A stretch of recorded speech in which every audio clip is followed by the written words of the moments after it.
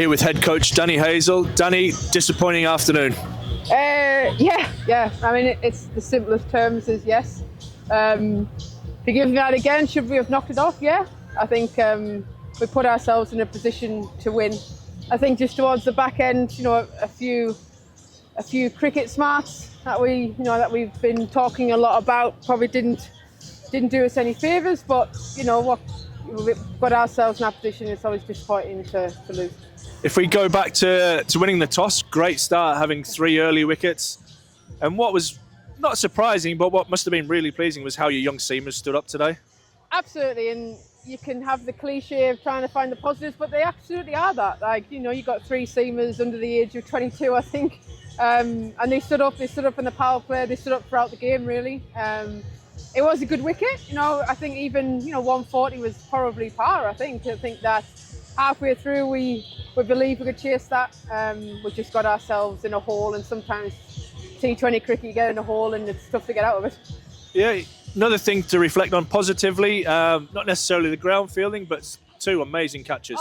2 brilliant catches, and all the way through we've wanted to keep pushing our fielding forward. Our ground fielding for the last few weeks has been brilliant. Today our catching was outstanding, and that's T20, isn't it? That's the excitement of the ball goes up, and Maddie threw herself at that, and I think, to be honest, I had no doubt she would catch that. She catches them every single day in training, and yeah, obviously Fraser at backward point as well is another good catch. So yeah, there are positives, but equally it's about winning games of cricket, and we've got to make sure that now there's no other option but we've got to push now. We've got an opportunity next weekend, 2 games away from home. Going to do what you have to do it the hard way. Yeah, and again we keep looking at the brightest points. Your opening partnership got you off to the perfect start, really. 60 without loss after 8. So it's Susie Bates and Catherine Fraser. A little bit of an experiment with Catherine at the top. Yeah, a little bit. I think it's trying to balance our side well. So she got a first ball yesterday and probably wasn't feeling in the best.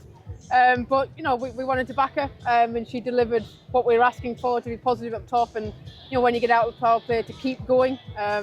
But it probably was that that back end of 8 overs that killed us. The rest of the game, if you give me it again, we'll probably put ourselves in a really good position. So 8 overs has done us, and yes, now we've got to fight again next weekend. Yeah, you talked a little bit about cricketing smarts. I think there was 3 overs during your chase that we lost 2 overs in, and that's probably things that you're touching on. Simple as that, isn't it? I think recognising moments, recognising what the opposition are trying to do. Are they trying to kill the game? Are they trying to close you down?